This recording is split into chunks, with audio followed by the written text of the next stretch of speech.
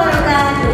Halo semuanya, perkenalkan nama saya Naimah Luzana dari kelas 11 TPTL nomor absen 24. Jadi di sini saya akan menjelaskan tentang generator listrik.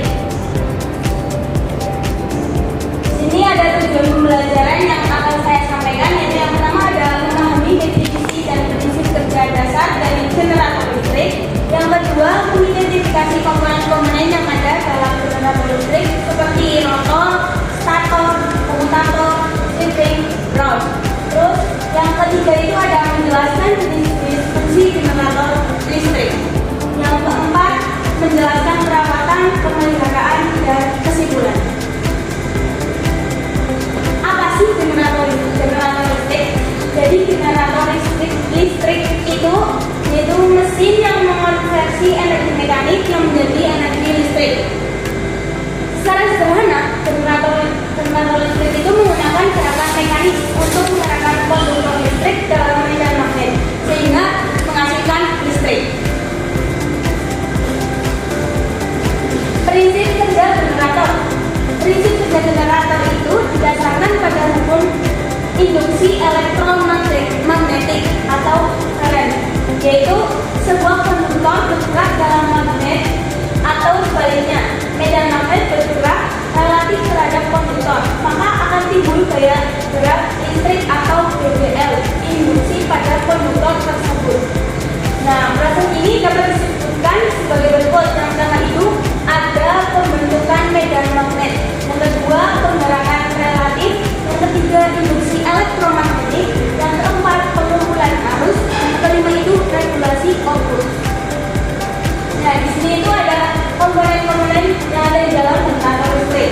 Yang pertama itu rotor, yang kedua stator, yang ketiga ada komutator, yang keempat ada slip-ring, yang kelima itu ada ground. Apa sih itu rotor?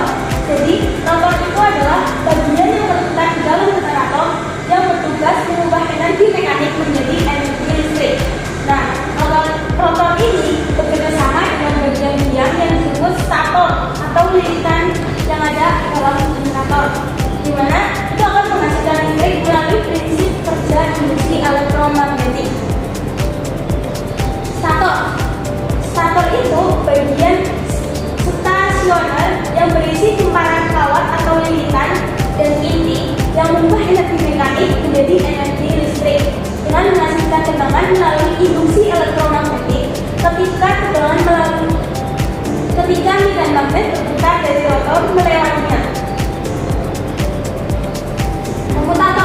Komutator pada generator itu setelah putar mekanis yang mengubah arus bolak-balik atau AC yang dihasilkan di kumparan rotor menjadi arus arah atau DC yang sekakil di sirkuit luar.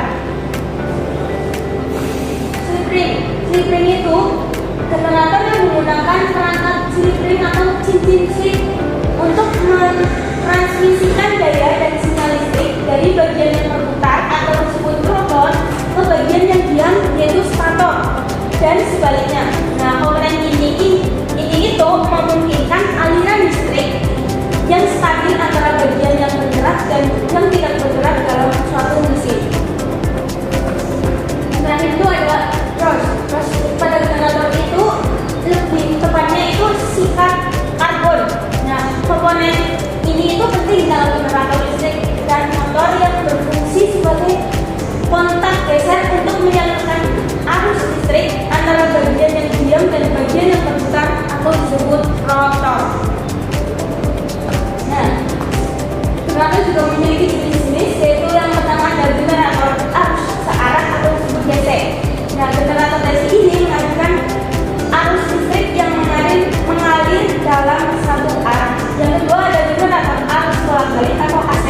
Nah, generator ini juga menghasilkan arus listrik yang arusnya berubah secara periodik. Nah, generator AC dapat dibagi lagi menjadi generator sinkron dan asinkron, masing-masing dengan karakteristik dan aplikasi khusus. Yang ketiga, generator magnet permanen. Jenis generator ini menggunakan magnet permanen, ahli-ahli elektromagnet untuk menciptakan medan magnet. Namun, pada generator magnet permanen ini memiliki keterbatasan dalam hal stabilitas dan kontrol output. Yang keempat ada generator induksi. Nah, generator induksi itu juga dikenal sebagai generator asinkron, bekerja dengan prinsip yang mirip dengan motor induksi. Apa sih fungsi dan aplikasi generator? Jadi fungsi dan aplikasinya itu sangat luas, mencakup berbagai sektor industri dan kehidupan sehari-hari.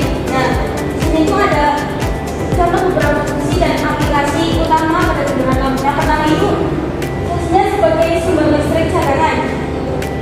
Dalam pengaplikasiannya itu pada rumah sakit, pusat data, fasilitas industri dan lain-lain.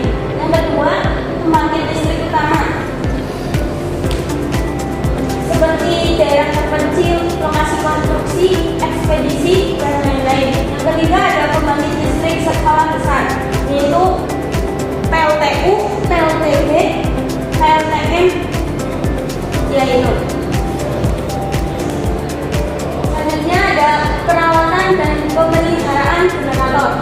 Generator juga butuh pemeliharaan dan perawatan yang maksimal agar generator itu tetap berfungsi secara maksimal. Jadi yang pertama ada pemeriksaan rutin, yang kedua ada penggantian oli dan filter, yang ketiga perawatan sistem pendingin, yang keempat ada perawatan sistem bahan bakar, yang kelima ada